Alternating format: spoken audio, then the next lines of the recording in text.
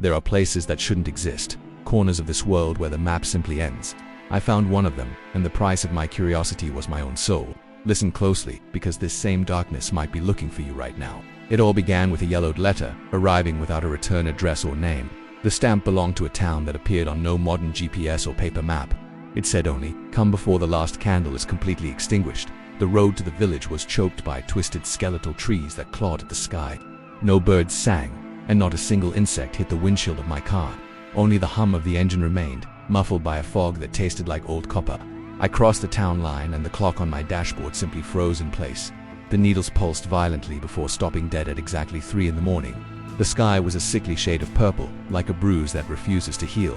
I parked in the central square, where the houses seemed to watch my arrival. The windows were like black eyes, devoid of any sign of warmth or life. The cold that crawled up my legs didn't feel like weather. It felt like a warning.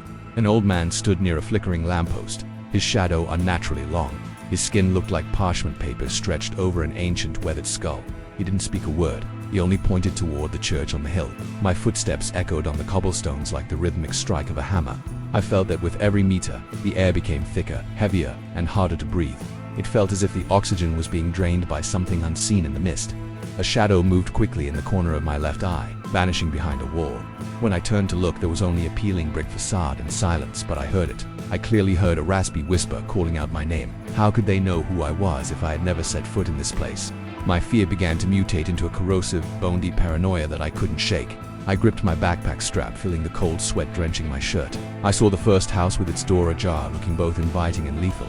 A trail of something dark and viscous led from the doorway to the street. It didn't look like blood, but something much older and fueled by pure hate. I decided to enter, driven by a curiosity I now know was accursed. The interior smelled of rotting meat and incense burned in unholy rituals. There were family photos on the walls, but every single face had been scratched out. Every time I looked at a frame, I felt a sharp pain at the base of my neck. The nail marks on the wooden walls showed that someone tried to escape in vain. The doors had no handles on the inside, only heavy, rusted locks. Suddenly, the sound of a child crying drifted down from the upper floor. It was a muffled sound, as if the child were trapped behind the very walls. I climbed the wooden stairs, which groaned under my trembling, hesitant weight. At the top, a mirror reflected something that was definitely not my image. I saw a tall, faceless figure standing exactly behind my own shoulders. I screamed and spun around, but there was absolutely nothing in the empty hall. My heart hammered against my ribs, begging my body to turn and run, but my legs wouldn't obey. They were held by a hidden magnetic force. The crying stopped and was replaced by a guttural, high-pitched laugh. The door to the bedroom next to me slammed shut with a violent, dry thud. The impact sent ceiling plaster falling onto my hair like gray, dead ashes. I was trapped in a nightmare of architecture and encroaching shadows. I tried to scream for help, but my voice died in my dry, constricted throat. The village outside seemed to have grown even darker and more silent. Even the wind had stopped, leaving behind a vacuum of absolute, pure dread. I found a diary lying on the floor, covered in a thick layer of gray dust. The pages were filled with drawings of rituals and horrific human sacrifices. The last line written said, "He has arrived to take the watchman's place."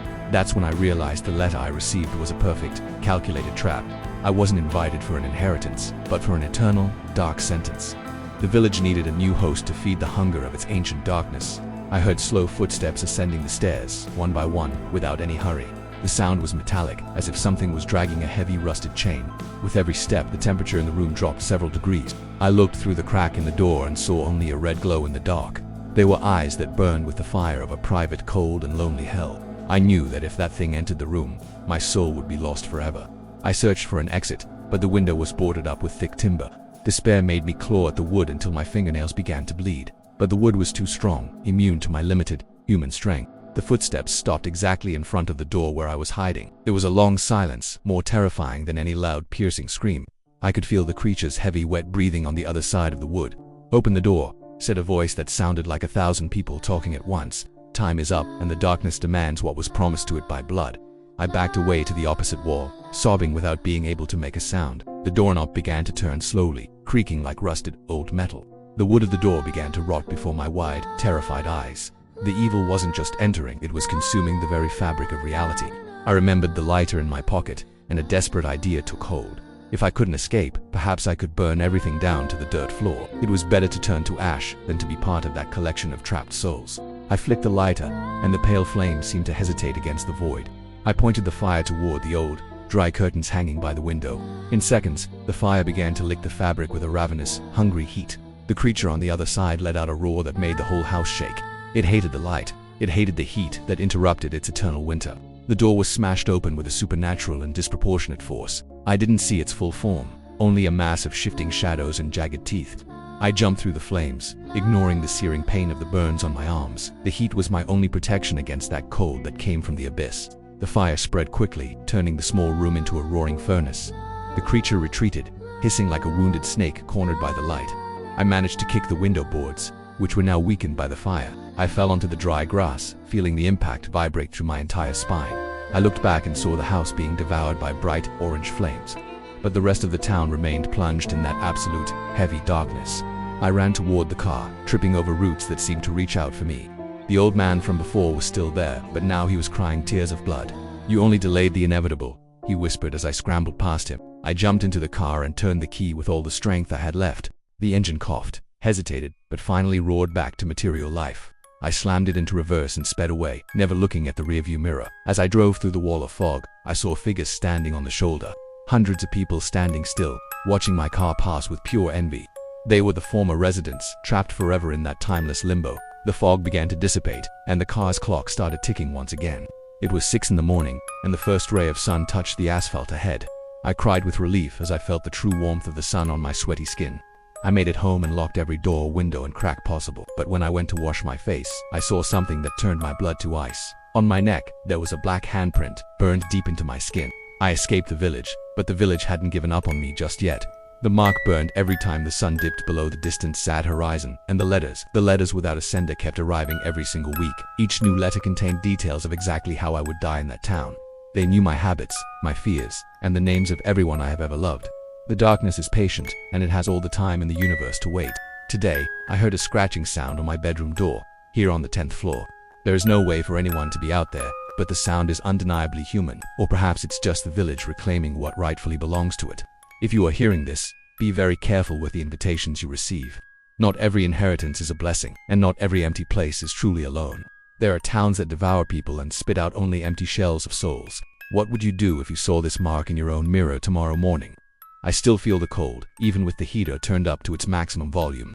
The twilight is coming again, and I fear I won't see the next dawn. Have you ever stopped to think that the videos you just watched with flawless scripts and engaging narrations might have been created by someone who never even touched a camera or a microphone? There is a new digital elite profiting heavily behind the scenes of YouTube and social media, building massive channels without ever showing their faces or spending thousands of dollars on equipment. While most people are frozen by the fear of being on camera, these individuals are using the hidden power of artificial intelligence to generate automated content that works and earns for them 24 hours a day. The secret to dominating this game isn't about having a famous face. It's about knowing how to command the right tools to create scripts, voices, and visuals that magnetically hold the audience's attention. I've gained access to a strategic method that reveals the exact roadmap for you to build your own invisible digital empire. Mastering AI to turn clicks into a real source of income. It is the perfect opportunity for those seeking financial and geographical freedom without having to deal with the pressure of being a public figure on the internet. Best of all, you can seize this opportunity right now for a symbolic price. The complete training is under an exclusive promotion, dropping from $97 to just $17. This is your passport to unlocking the knowledge you need to start your professional journey with AI today. Click the first link in the description to secure your spot while this discount is still active. Night has fallen again, and the mark on my neck has begun to throb. This time, the sound at the door didn't stop, turned into a rhythmic knocking. I knew I wasn't safe in my apartment. The village had found me at last. The shadows in the corners of the room seemed to stretch toward my feet. The air conditioner blew a freezing mist that smelled of damp graveyard earth. I closed my eyes, but the image of that church on the hill remained burned in. I needed to understand what I saw before I fled that cursed town. That night, before the fire, I had entered the church driven by a trance. What I found inside is what haunts every single one of my nightmares now. The church doors were made of polished and intricately carved human bones. There were no saints in the icons, only figures of eternal suffering and pain. The altar wasn't made of marble, but of a pulsing flesh that never truly died. I found the church bell fallen, cracked in half in the middle of the nave. Inside it, inscriptions in a language that made my ears bleed just to look at. Every word read mentally was an invitation to absolute, total insanity. In the basement of the church, rows of cradles swayed on their own in the dark. Inside each one there were no babies, but porcelain dolls that blinked, They whispered prophecies about the end of the world and the fall of light. The priest of that place had no tongue, only a black hole in the center of his face. He gestured toward a book whose pages were made of tanned human skin. There I saw my own name written in letters of fresh blood and gold. The church was the heart of the village, the engine that kept time standing still. Every person who disappeared in the real world fed the furnace of that place. They didn't die.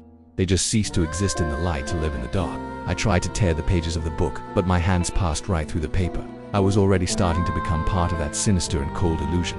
The priest smiled, a rift opening where his human mouth should have been. That's where I saw the face of my grandfather, who had vanished 20 years ago. He was hanging from one of the beams, like a marionette without any strings. His eyes pleaded for an end that the village would never, ever allow to come. "Run," he whispered with the tiny shred of soul he had left in his chest. Those were the last words I heard before the creature attacked me from above. The same creature that later cornered me in that house with a lighter. Back in my apartment, I feel the floor becoming unstable and soft beneath me. The modern walls are peeling away, revealing the rotten wood of the village.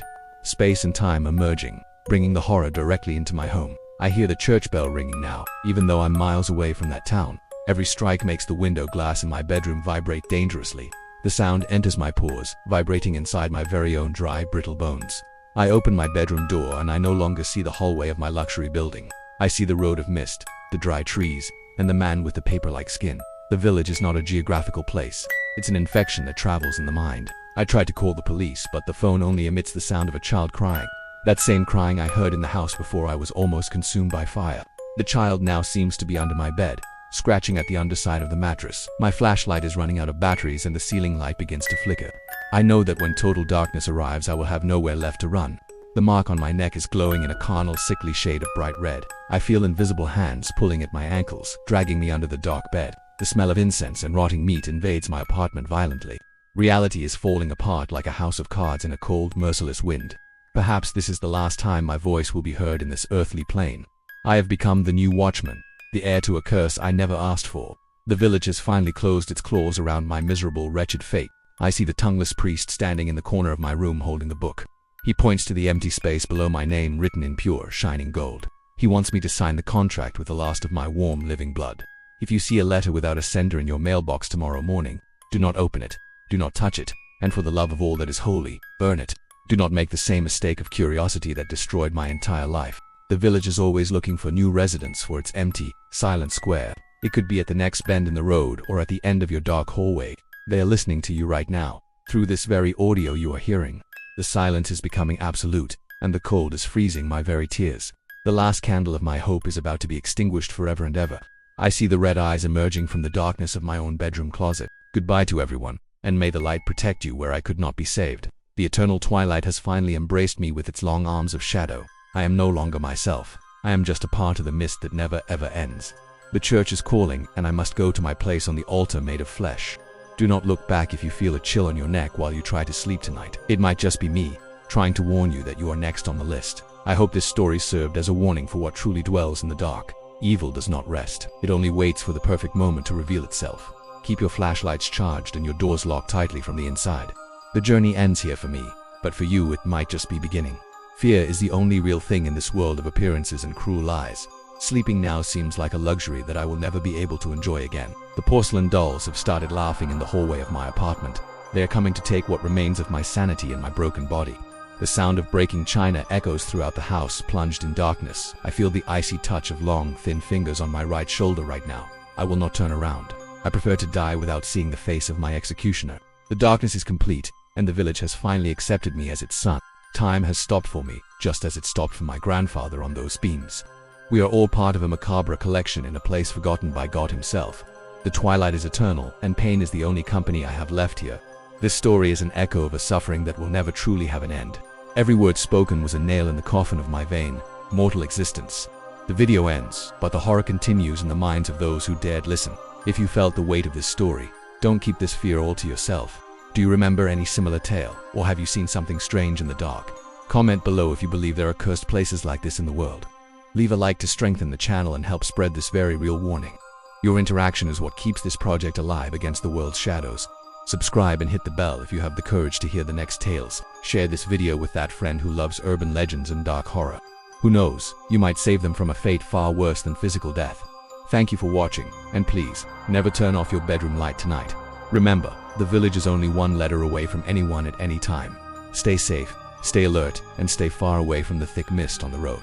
Until the next story, if the darkness allows me to speak with you again. The signal is failing, and my voice is failing into ancient, dusty whispers. They are here. They are finally here. Do not open the door. Do not open it. The twilight. It is so beautiful and deadly. Goodbye.